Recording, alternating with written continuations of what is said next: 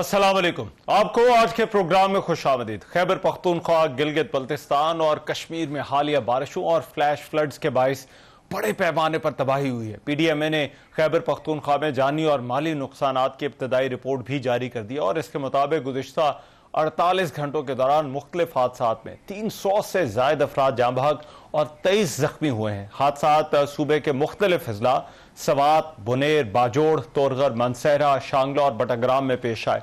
सबसे ज्यादा मुतासर अजला बाजोड़ और बटग्राम है, जबकि सिर्फ बुनेर में अब तक 184 अफराद जान की बाजी हार चुके हैं। वज़ीर आज़म शहबाज शरीफ ने चेयरमैन NDMA को खैबर पख्तूनख्वा के 9 मुतासरा अजला में इमदादी कार्रवाइयाँ तेज करने की हिदायत की है। उन्होंने कहा है कि हुकूमत रेस्क्यू और रिलीफ ऑपरेशन के लिए तमाम वसाइल को मुतहरिक कर रही है। उन्होंने कहा कि बाजोड़ और बटग्राम पर फौरी तवज्जो दी जाए। सड़कों को साफ करने और राब्ता बहाल करने के लिए अभी इन इलाकों में भारी मशीनरी भी तैनात कर दी गई है। खैबर पख्तूनख्वा में सैलाबी सूरत हाल के बाद वजारत इंफॉर्मेशन टेक्नोलॉजी ने मुल्क भर में 911 हेल्पलाइन भी फाल कर दी है।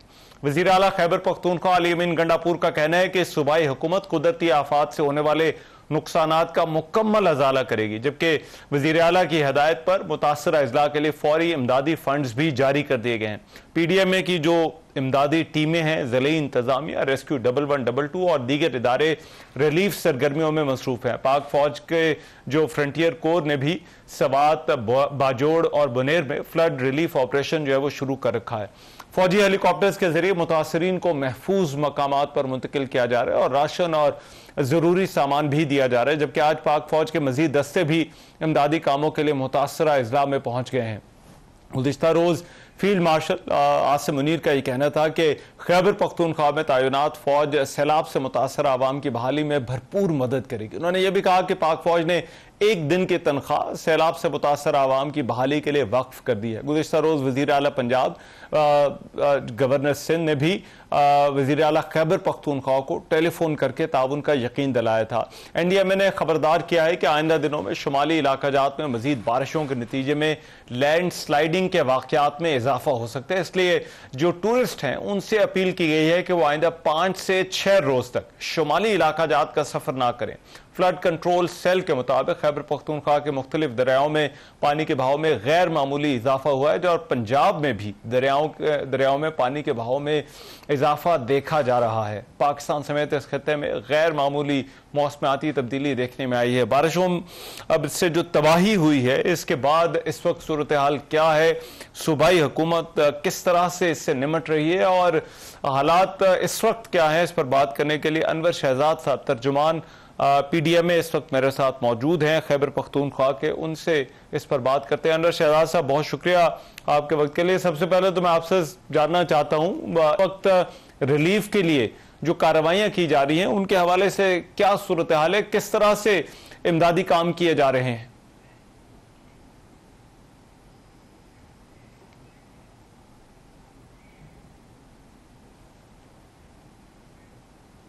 ये लास्ट 2 दिनों से जो है वहाँ जो सबसे ज्यादा मुतासर जिला जो है जिला बुनीर काफी जो है क्लाउड आउटबर्स्ट और फ्लैश फ्लड की वजह से है मुतासर हुआ है, जिसमें सबसे ज्यादा कैजुअल्टीज जिला बुनीर में हुई हैं, जिसमें अब तक की रिपोर्ट के मुताबिक जो है 184 बंदे जो हैं वहाँ पर जाँ बहक हो चुके हैं और स्टिल जो है रेस्क्यू ऑपरेशन जो है वहाँ जारी है, जहाँ पर जो है जो मिसिंग पर्सन हैं, जो लापता अफराद हैं, उनको जो है ढूंढने के लिए जो है कोशिशें वहाँ की जा रही हैं।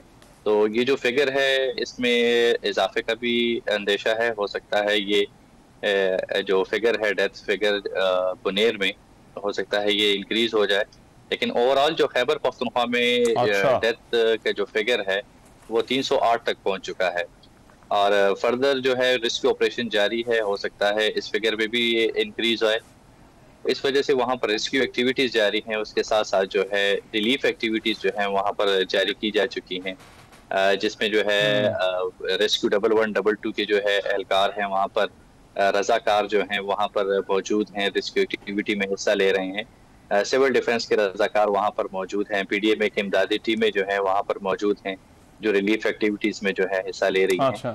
तो जो आबादी जहाँ पर बुनेर में जो मैसूर थी, तो उनको जो है सेफ जगहों पर जो है ले जाया जा चुका है। पीडीएमए के पहले से जो आइडेंटिफाइड कैंप्स थे, आबादी को जो है वहां पर शिफ्ट किया गया है और वहां पर जो है रिलीफ अच्छा। एक्टिविटीज जारी हैं। पीडीएमए की जानिब से जो है ठीक जिली है। इंतजामिया को नॉन फूड आइटम्स जो हैं, जो ज़रूरियात ज़िंदगी का सामान है वो भी पहुंचा दिया गया है। और इस तरह जो इंफ्रास्ट्रक्चर जो डैमेज हुए हैं उनके लिए जो है मुतल्लिका इदारों को पूरी हिदायत की गई है कि जल्द अज जल्द जो है जो रोड्स जो है डैमेजेस हो चुके हैं, जो राब्ता पुल जो हैं वो खराब हो चुके हैं, अच्छा। तो उनके ठीक है। लिए जो है मुतबादिल रास्ते आवाम के लिए बनाए जाएं। जहां पर कोई मुश्किलात हैं तो उन मुश्किलात को जो है हटाया जाए। तो रेस्क्यू एक्टिविटी के साथ साथ रिलीफ एक्टिविटीज भी जो हैं इन अजला में जो है शुरू की गई है। इसके साथ साथ जो है अच्छा। बाजोवड़ था, ठीक है। जो कल बुनेर के साथ जो मुतासिर जिला जो था बाजोवड़ था, बटाग्राम था, मानसेरा था, जहां पर रेस्क्यू ऑपरेशन किए गए। वो ऑपरेशन कंप्लीट हो चुके हैं, लेकिन बुनेर में स्टिल जो है अभी तक रेस्क्यू ऑपरेशन जो है वो जारी है, जिसमें जो है अच्छा। लापता अच्छा, लेकिन इसमें जो एक इम्पोर्टेंट है वो राब्ता सड़कें हैं, रिलीफ के लिए भी जरूरी हैं, उस हवाले से बताइएगा इस वक्त क्या पोजीशन है इन इलाकों में।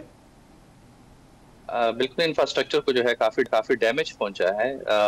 जहां पर राब्ता पुल से राब्ता सड़कें जो थी वो जो है सैलाब की नजर हो चुकी थी, तो उनको जो है मुतबादिल रास्तों के लिए जो है जो मुतल्लिका इदारे हैं, CNW है और इसके साथ साथ जो है वर्क्स डिपार्टमेंट जो है उनको जो है हिदायत जारी की गई है कि जल्द अज जल्द जितनी भी रिलीफ एक्टिविटीज हैं उनमें जो है हिस्सा लेकर जो राब्ता पुल्स हैं अगर फौरी तौर पर जो है उनकी कंस्ट्रक्शन मुश्किल है तो मुतबादिल रास्ते जो हैं वो जो है बनाए जाएं, ताकि जो है अवाम को मुश्किलात का सामना ना करना पड़े। तो जो अच्छा। रिलीफ और रेस्क्यू एक्टिविटीज जो हैं वह बुनेर के इलाके में जो है अभी तक स्टिल जो है जारी हैं, जहां पर जो है जितने मुतल्लिका इदारे हैं वो अपनी अपनी एक्टिविटीज में जो है मसरूफ अमल हैं। इस तरह जिस तरह मैंने आपको बताया है कि जो आबादी है जिसको हमने महफूज मकामात पर मुंतकिल किया है, उन आबादी को जो है नॉन फूड आइटम्स जो है पीडीएमए की जानिब से पहुंचा दिए गए हैं। इस तरह एनडीएमए की जानिब से भी 3 ट्रकों पर मुश्तमिल सामान जो है वो पीडीएमए को हैंड ओवर किया गया है, जो कि फर्दर बुनेर के जो मुतासिरीन हैं उन तक पहुंचाया जाएगा। तो रिलीफ एक्टिविटीज जो है वो जारी। लेकिन अनवर शहजाद साहब इसमें बताइएगा, जो बाकी हुकूमत ने भी ये कहा है जो है वो पेशकश की है मदद की, तो ये किस तरह से कोऑर्डिनेशन किस तरह से हो रही है? बिल्कुल जी, एनडीए में जो है उन्होंने भी पेशकश की है। इस तरह एनजीओज हैं, INGOs हैं, डोनर एजेंसीज हैं, तो उन्होंने भी पेशकश की है, राब्ते की हैं पीडीएमए के साथ। सूबाई हुकूमत जो है अपने रिसोर्सेज जो है फिलहाल इस्तेमाल कर रही है, जो रिसोर्सेज सूबाई हुकूमत के पास अवेलेबल हैं। अगर इस तरह की कोई सिचुएशन होती है जो डिमांड्स डिस्ट्रिक्ट की जानिब से की जाती है, तो उनको फर्दर पूरा करने के लिए अगर रिसोर्सेज की कमी आती है तो एनडीएमए जो है वो जो है अलर्ट है। के साथ साथ जो है डोनर एजेंसीज जो हैं वो अलर्ट हैं, NGOs हैं, INGOs हैं, तो वो सब के सब जो है अलर्ट्स हैं, जो कि अगर इस तरह की कोई सिचुएशन बनती है जिसमें रिसोर्सेज की कमी आती है तो वफाकी हुकूमत जो है वो साथ ही है। और चैलेंजेस क्या है ज्यादा जरूरत इन इलाकों में ड्यूरिंग रिलीफ ऑपरेशंस किस चीज की महसूस की जा रही है? अभी जो है रिसेंटली जो है डिस्ट्रिक्ट एडमिनिस्ट्रेशन को जो है एक मरासला जारी किया गया है, जिसमें डिस्ट्रिक्ट एडमिनिस्ट्रेशन से तमाम रिक्वायरमेंट्स जो हैं ऑन फील्ड में और जो जितने भी कैंप्स हैं जहां पर वो पूरी आबादी को जो है मुंतकिल किया गया है, तो वहाँ पे जो रिक्वायरमेंट्स हैं उनके मुताबिक जो है हमने मांगी है डिस्ट्रिक्ट एडमिनिस्ट्रेशन से। उसके ऊपर जो है मुतल्लिका इदारों के साथ मीटिंग्स भी कंडक्ट की गई हैं। तो डिस्ट्रिक्ट एडमिनिस्ट्रेशन की जानिब से जिस तरह की रिक्वायरमेंट्स आती हैं, क्योंकि अभी रिसेंटली जो है नॉन फूड आइटम्स NFIs जो हैं डिस्ट्रिक्ट एडमिनिस्ट्रेशन को हैंड ओवर किए गए हैं। इस तरह जो है फूड आइटम्स जो हैं वो भी प्रोवाइड किए जा रहे हैं, जिसमें जो है जो मुतासरा आबादी है जो कैंपों में मुंतकिल किया गया है उनको जो है 3 टाइम का जो खाना है वो भी प्रोवाइड किया जा रहा है। तो फिलहाल जो है जो रिसोर्सेज सूबाई हुकूमत के पास हैं वो जो है इस्तेमाल बरोकार लाए जा रहे हैं। ऐसा जिस तरह की कोई रिक्वायरमेंट्स आती है जो सूबाई हुकूमत के लिए थोड़ा सा मुश्किलात पैदा करती है। तो जिस तरह मैंने आपको बताया, वफाकी हुकूमत है, एनडीए में है, डोनर एजेंसीज है और ठीक है। INGOs हैं हमारे पास, तो इनसे जो है फिर मदद ली जा सकती। ठीक है। और लास्टली जो अभी तक मिसिंग पर्सन हैं उनके ढूंढने के लिए क्या किया जा रहा है, वो कोशिश किस तरह से है, और उसमें कोई नंबर है आपके पास कि उनकी तादाद कितनी हो सकती है? बिल्कुल जी, इस तरह कोई फैक्ट्स एंड फिगर्स तो नहीं है कि कितने अफराद लापता हैं, क्योंकि मकामी आबादी थी। मकामी आबादी पर हाँ। ये फ्लश फ्लड जैसे सानेहा आया है, जिसमें काफी तादाद में बताया जा रहा है कि लोग लापता हैं। अभी जो रिसेंटली रिपोर्ट हमें रिसीव हुई है, उसमें जो अभी तक डेड बॉडीज रिकवर्ड हुई हैं, ये वो रिकवर्ड जो फिगर है मैंने आपको बताया है, 184 डेड बॉडीज जो हैं कल से अब तक जो है रिकवर्ड की जा चुकी हैं। लेकिन इस फिगर में इजाफे का भी खदशा है, क्योंकि लापता अफराद की तादाद काफी ज्यादा है। तो रेस्क्यू ऑपरेशन में इमदादी टीमें, रजाकार टीमें, ये सिविल डिफेंस की टीमें, तो सारी टीमें जो हैं वहाँ पर फील्ड में मौजूद हैं और ऑपरेशन जारी रखे हुए हैं। फर्दर जिस तरह डिस्ट्रिक्ट एडमिनिस्ट्रेशन को अगर कोई डेड बॉडीज का फिगर मिलता है तो वो PDMA के साथ शेयर करते हैं, तो जो फिगर है वो अपडेट होता रहता है। तो आज जिस तरह मैंने आपको बताया है, आज 93 डेड बॉडीज जो हैं रिकवर्ड की गई हैं जिला बुनीर से। तो रेस्क्यू ऑपरेशन के दौरान जो ही डेड बॉडीज रिसीव होती जाएंगी, इस फिगर में जो है इजाफा होगा। ठीक है, राइट। बहुत शुक्रिया। अनवर शहजाद साहब हमारे साथ मौजूद थे, तर्जुमान PDMA बात कर रहे थे। प्रोग्राम में एक ब्रेक, वापस आते हैं तो इसी सूरत हाल पर कुछ मजीद बात होगी इस ब्रेक के बाद।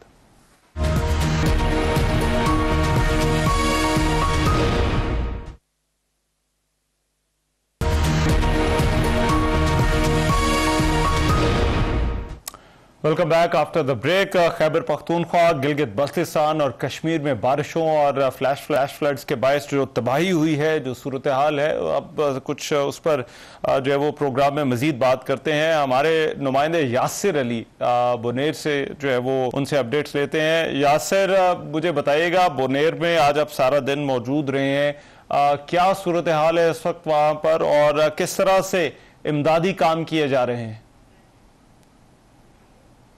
जी बिल्कुल, खैबर पख्तूनख्वा में हालिया बारिशों से बड़े पैमाने पर तबाही हुई है। PMA की रिपोर्ट है, उसके मुताबिक 308 अफराद जाँ बहक हुए हैं, जबकि 50 से ज़्यादा अफराद जो है वो ज़ख्मी हुए हैं। ये अगर बात की जाए, आज चूँकि सारा दिन हमने बुनेर में गुजारा है, वहाँ पर हम मुख्तलिफ इलाकों में गए हैं। बेशनोई का इलाका जो है वो सबसे ज़्यादा मुतासर इलाका है। यहाँ पर हमने देखा है कि बहुत पूरा एक देहात है ये बेशनई। वहाँ पर 50 से ज़्यादा मकानात जो है वो मुकम्मल तौर पर मलिया मेट हो गए हैं। वहाँ पर एक घर से 17 जनाजे निकले हैं, अब भी 3 अफराद जो हैं वो लापता है। इसके अलावा अगर कादर नगर की बात की जाए तो बुनेर में कादर नगर का ऐसा इलाका है, वहाँ पर भी जो सैलाब आया था उससे बड़े पैमाने पर तबाही हुई। बहुत से मकानात जो हैं वो मुकम्मल तौर पर तबाह हुए हैं, वहाँ पर भी हलाकतें हुई हैं। आज सुबह तकरीबन 11 बजे के करीब 45 अफराद की इज्तिमाई नमाज जनाजा अदा कर दी गई हैं, जिसके बाद उनको मकामी जो कब्रिस्तान है वहाँ पर सुपर्द-ए-खाक कर दिया गया है। इस वक्त भी बताया जा रहा है कि बहुत से लोग अब भी लापता हैं, उनकी जो डेड बॉडीज़ है उनके लिए इस वक्त ऑपरेशन किया जा रहा है। जो रेस्क्यू ऑपरेशन है वो इस वक्त जारी है। बुनेर के मुख्तलिफ इलाकों में रेस्क्यू ऑपरेशन किया जा रहा है। पाक फौज के जवान भी आज सुबह से ही यहाँ पर मौजूद थे, वो भी रेस्क्यू ऑपरेशन में हिस्सा ले रहे हैं। जिसके अलावा रेस्क्यू 1112 के जो एहलकार हैं वो भी कल रात से ही यहाँ पर मौजूद हैं। पिशावर, चरसद्दा, सवाबी और मर्दान से रेस्क्यू 1112 के एहलकारों को यहाँ पर तैनात किया गया है और वो भी रेस्क्यू ऑपरेशन में हिस्सा ले रहे हैं। पीर बाबा का जो बाजार है वो भी हालिया सैलाब से मुकम्मल तौर पर तबाह हुआ है। बताया जा रहा है कि 1400 के करीब दुकानें हैं उस मुकम्मल तौर पर तबाह हुई हैं।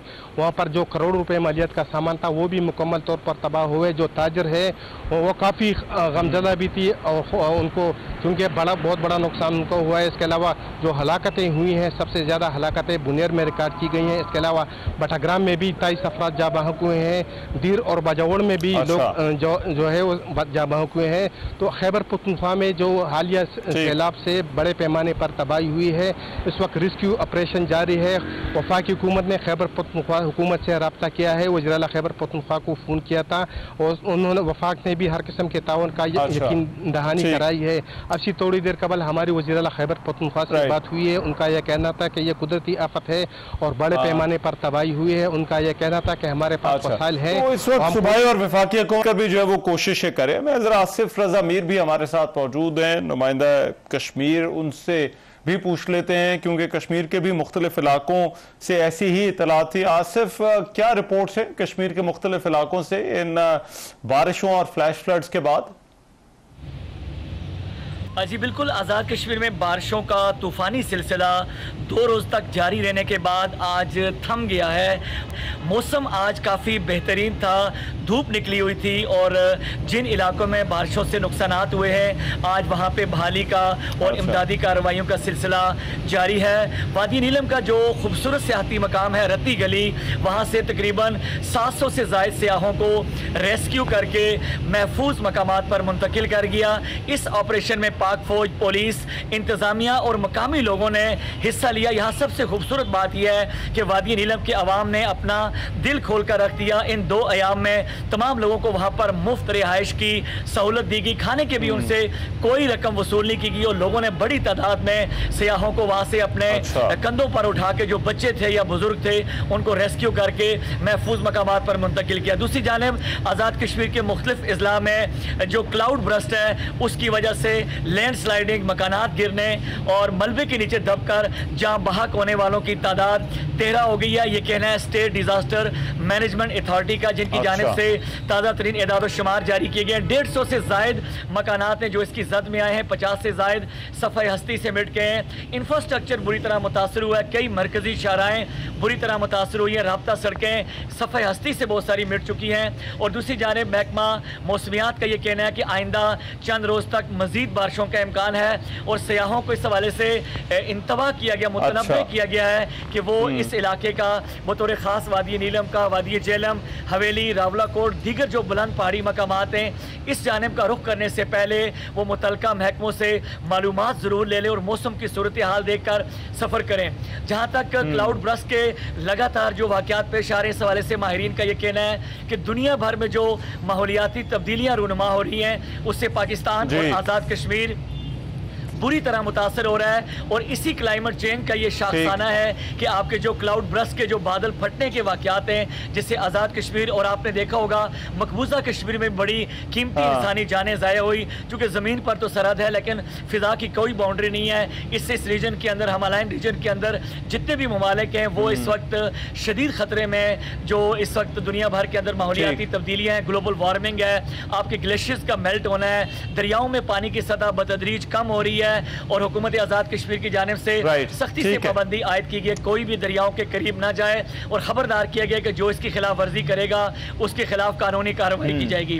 महकमा मौसमियात के मुताबिक मानसून का जो जोर है वो टूट चुका है लेकिन 1 से 2 स्पेल बाकी हैं और इस हवाले से हुकूमत आज़ाद कश्मीर ने तमाम मुतलका महकमों को अहकाम जारी किए हैं कि वो मुस्तैद रहें, तैयार रहें अपने इक्विपमेंट के साथ, ताकि किसी मुमकिन नुकसान से बचा जा सके। ठीक है, राइट, बहुत शुक्रिया। आसिफ रजा मीर हमारे साथ मौजूद थे और यासिर अली जो बुनेर से हमें अपडेट दे रहे थे। एक ब्रेक शामिल करते हैं, वापस आते हैं इस ब्रेक के बाद।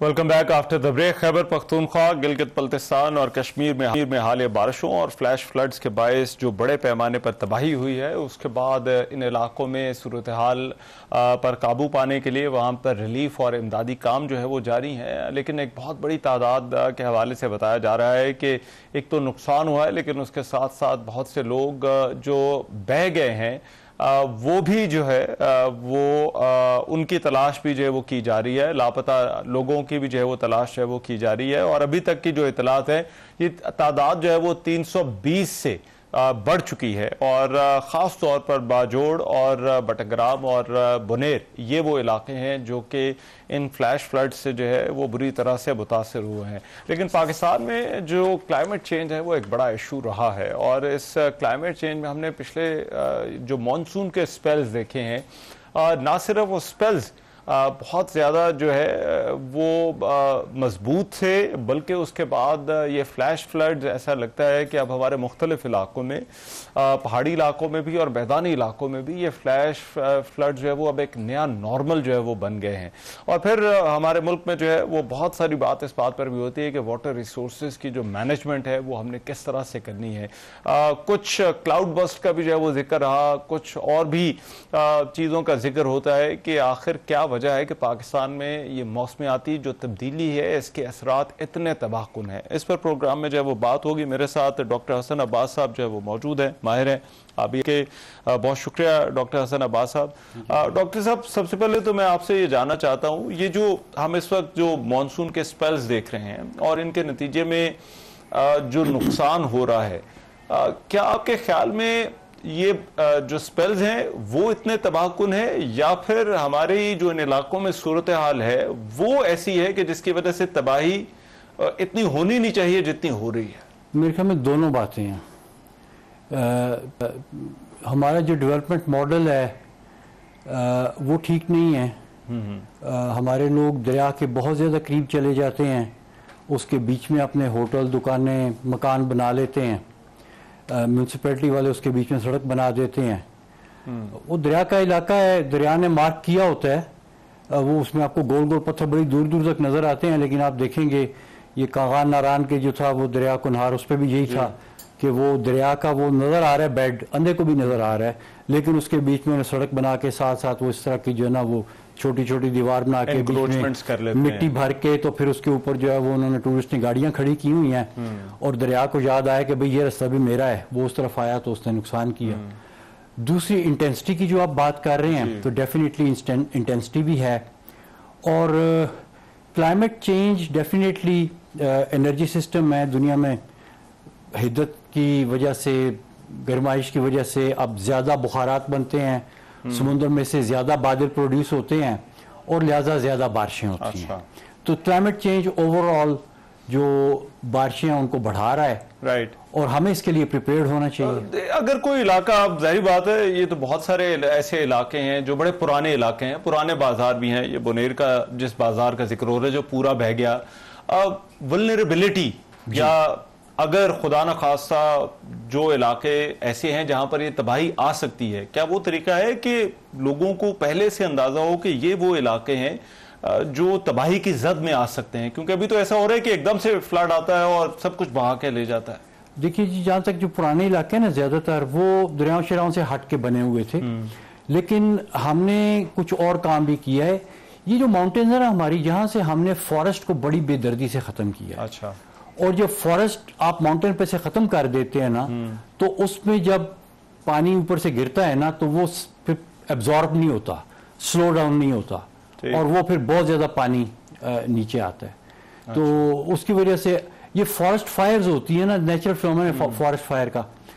फॉरेस्ट फायर के बाद भी क्योंकि वो दरिया का जो दरख्त का जो ऊपर कवर है वो कम हो जाता है, तो फॉरेस्ट फायर के बाद भी अक्सर फ्लडिंग होती है उन एरियाज में जिनमें वैसे नहीं हुई होती। मैं आपसे समझना चाह रहा हूँ कि इस तरह के जो इलाके हैं, क्या उनको आइडेंटिफाई करने का कोई तरीका हो सकता है कि ये इलाके हैं? बहुत से तरीके हैं, बहुत से तरीके हैं। आप सबसे पहले तो ये कि आप ये देखें कि जी जो आपका करंट लैंडस्केप है वो क्या है। अच्छा। उसके ऊपर आजकल तो वो आपके जो है वो बड़े अच्छे पैरामीटराइज्ड मॉडल्स वगैरह बन जाते हैं, उस पर आप सिमुलेट करते हैं। मसलन अगर आप क्लाउड बस्ट की बात करते हैं, which is 4 inches of rain in 1 hour, आप उस पर सिमुलेट करें और वो मॉडल आपको बताएगा कि आपके कहाँ कहाँ से पानी गुजरेगा, कितनी उसकी डेप्थ होगी, कितनी उसकी विड्थ होगी, और उसमें वो आपको एक जोन डेटा का जो है वो। और दुनिया में जितनी भी फ्लड मैनेजमेंट हो रही है वो जोन्स की बेस पे हो रही है। कुछ ऐसे जोन्स हैं जिनमें हर साल फ्लड आता है, कुछ में हर 3-4 साल बाद आता है, कुछ में 20 साल बाद आता है, कुछ में 100 साल बाद। लेकिन बहुत सारे लोगों ने टेक्सास में जो फ्लैश फ्लड आया था उसकी मिसाल दी, कहा कि देखिए अमेरिका जैसा मुल्क जो है वो अगर कुछ नहीं कर सका तो बाकी हमारे जैसे मुल्कों का क्या हाल होगा? Do you think it is the right way of looking at things? This is not the right approach. अच्छा। जिस किस्म के वहाँ पे पे हरिकेन्स आ रहे हैं ना, वैसे तो उसके तो अशर शील भी नहीं है यहाँ पे, वहाँ पे तो ऊपर से जो है वो बहुत ज्यादा इंटेंसिटी होती है। उनका तो एक एक जो सिस्टम होता है ना वो पूरे पाकिस्तान से बड़ा होता है। कभी देखें ग्लोब के ऊपर ना 2,000 मील का जो है ना उनका डायमीटर होता है उसका हरिकेन का, और category 3, category 4, category 5 lo and behold. वो जिसने नहीं देखे उसको नहीं अंदाजा कि वो लेकिन ये इन इलाकों में प्रिपरेशन कैसे हो, खासतौर पर पहाड़ी इलाकों में, क्योंकि मैदानी इलाकों में तो दरिया होता है, बीट का इलाका होता है, फिर बंद बन जाते हैं जो फ्लड को कंटेन करते हैं कि स्पिल ओवर जो है वो ना हो। पहाड़ी इलाकों में क्या ऑप्शंस होती हैं? नहीं, पहाड़ी इलाकों में तो ज्यादा आसान है क्योंकि वो उसमें तो वैलीज बनी हुई है, दरिया का रास्ता कन्फाइंड है वैली में।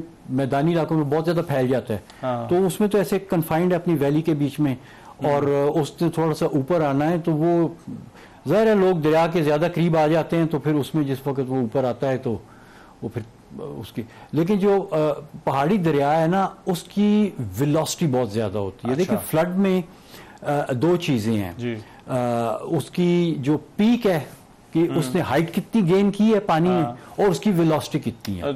ये दो चीजें डिटरमिन करेंगी, पीक डिटरमिन करेगी कि कौन कौन उसकी जद में आया है, और वेलोसिटी डिटरमिन करेगी कि फिर आगे उसकी कितनी तबाही होती है। अगर पानी बहुत आहिस्ता चल रहा है तो किसी घर के बीच में से गुजरा है, गुजरने के बाद निकल गया, घर को कुछ नहीं हुआ। लेकिन अगर वही तेज चलता हुआ आ रहा है और जब पानी तेज चलता है ना उसके बीच में सस्पेंडेड मटेरियल बहुत ज्यादा होता है। आपने देखा पत्थरों के पत्थर चलते हुए आ रहे हैं, बड़े बड़े बोल्डर्स आते हैं, आ रहे हैं क्योंकि पहाड़ों में स्लोप है ना, स्लोप उसको जो है वो ज्यादा एनर्जी दे देता है, उसकी वेलोसिटी को इंक्रीज कर देता है। और बेसिकली जो फ्लड मैनेजमेंट की टेक्निक है वो यही है कि आपने वेलोसिटी को स्लो करना है और पीक को ब्रेक करना है। और ये दोनों चीजें जो है, अगर आप रिवराइन कॉरिडोर जो दरिया का रास्ता है आम जुबान में, अगर रिवराइन कॉरिडोर की आप मैनेजमेंट के ऊपर जोर दें, यानी पहली बात तो ये कि उसके बीच में आप कंस्ट्रक्शन वगैरह और इस तरह की चीजें, स्पेशली रेजिडेंशियल कंस्ट्रक्शन की भी क्वालिटी देखनी होगी, क्योंकि जो वीडियोस हमने देखी वो बड़ी खौफनाक हैं कि दरिया आ रहा है, घर साथ जा रहे हैं, चीजें साथ जा रही हैं। एग्जैक्टली जी ऐसा ही है। तो ये बहुत अनफॉर्चुनेट है, बल्कि मेरे ख्याल में ये जो कल के जो फ्लडिंग है और इसकी KPK में आई थिंक 300 के करीब वी लॉस्ट प्रेशियस लाइफ्स, वो हमें कंडोन करना चाहिए, उस पर नेशनल ट्रेजेडी है ये। लेकिन इससे हमें फिर सीखना भी चाहिए कि यार आइंदा ना हो। तो इसलिए लोगों में भी अवेयरनेस की हमें बहुत सख्त जरूरत है। और साथ साथ जो जल्जले जहाँ जिन इलाकों में ज्यादा आते हैं वहां पर कंस्ट्रक्शन इस चीज को देखकर की जाती है, तो इसी तरह से इन इलाकों में भी आपको लगता है कि special code, building code, materials के हवाले से वो इम्प्लीमेंट करने की जरूरत होगी?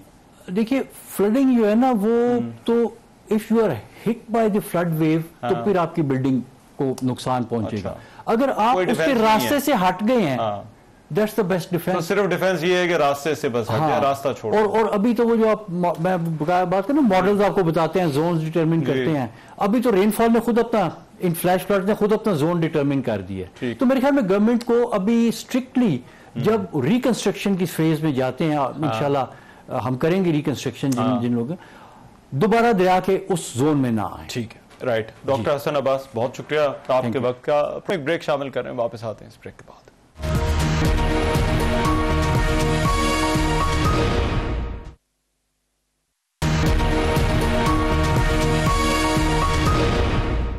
Welcome back after the break. अमरीकी सदर डोनाल्ड ट्रंप और रूसी सदर व्लादिमीर पुतिन के दरमियान अलास्का में बिलाखिर मुलाकात होगी। ये मुलाकात तकरीबन 4 घंटे जारी रही। ताहम यूक्रेन में जंग बंदी के हवाले से कोई बाज़ाब्ता ऐलान सामने नहीं आ सका, लेकिन इस मुलाकात को दोनों रहनुमाओं ने इंतहाई तामीरी करार दिया है। इस बाज़ाब्ता मुज़ाकरात में दोनों ममालिक के वज़राए ख़ारजा समेत दो आला हुकाम शरीक हुए। मुलाकात के आगाज में रहनुमाओं ने सहाफ़ियों के सवालात के जवाब देने के बजाय सिर्फ फोटो और वीडियो सेशन कराया, और खबरसां इदारों के मुताबिक बातचीत में सदर ट्रंप ने जंग बंदी के लिए अपनी ख्वाहिश का इजहार किया और एक और बड़ी मुलाकात पर जोर दिया। जो मुलाकात हुई उसके बाद दोनों रहनुमाओं ने मुश्तरका प्रेस कॉन्फ्रेंस की। रूसी सदर व्लादिमीर पुतिन ने मुज़ाकरात को तामीरी कहा और यूक्रेन की सूरत हाल को एक सानिहा करार दिया, और यह भी कहा कि रूस यूक्रेनी आवाम को भाइयों की तरह समझता है। पुतिन का यह भी कहना था कि अगर जो है वो 2022 में ट्रंप सदर होते तो यूक्रेन में जंग शुरू ना होती। साथ ही उन्होंने यूरोपीय ममालिक को भी वार्न किया कि वो किसी पेशरफ्त में रुकावट ना डालें। डोनाल्ड ट्रंप ने इस मुलाकात को तामीरी करार दिया और कई नुकात पर जो है वो कहा कि इत्तफाक राय भी हो गया। उन्होंने तस्लीम किया कि जंग बंदी पर फौरी इत्तफाक नहीं हो सका, लेकिन इस इम्कान को रद्द नहीं किया जा सकता कि मुस्तकबिल में रूस से समझौता हो जाएगा। प्रेस कॉन्फ्रेंस के दौरान सदर पुतिन डोनाल्ड ट्रंप को मॉस्को में अगली मुलाकात के लिए दावत भी दी, जिसके जवाब में ट्रंप ने कहा कि ये तजवीज़ दिलचस्प है और इस पर गौर किया जाएगा। डोनाल्ड ट्रंप ने पुतिन से मुलाकात के बाद अब यूक्रेन के सदर ज़ेलेंस्की को भी मुलाकात के लिए अपने ऑफिस बुला लिया है और अमेरिकी सदर का कहना है कि पीर को वो ओवल ऑफिस आएंगे और अगर सब ठीक रहा तो फिर रूसी सदर के साथ दोबारा मुलाकात का वक्त तय करेंगे। ये जो मुलाकात हुई इस पर बात करने के लिए हमारे सीनियर कॉरेस्पॉन्डेंट और प्रोग्राम रिव्यू के होस्ट कामरान यूसुफ जो है वो इस वक्त मेरे साथ जो है वो मौजूद हैं। उनसे इस हवाले से बात करते हैं। कामरान यूसुफ, बहुत शुक्रिया। सबसे पहले तो बताइए, बहुत हाइप थी और बहुत बड़ी मुलाकात इसे कहा जा रहा था, कुछ ब्रेक थ्रू की उम्मीदें भी थी। क्या आपके ख्याल में इस मुलाकात का हासिल वसूल है?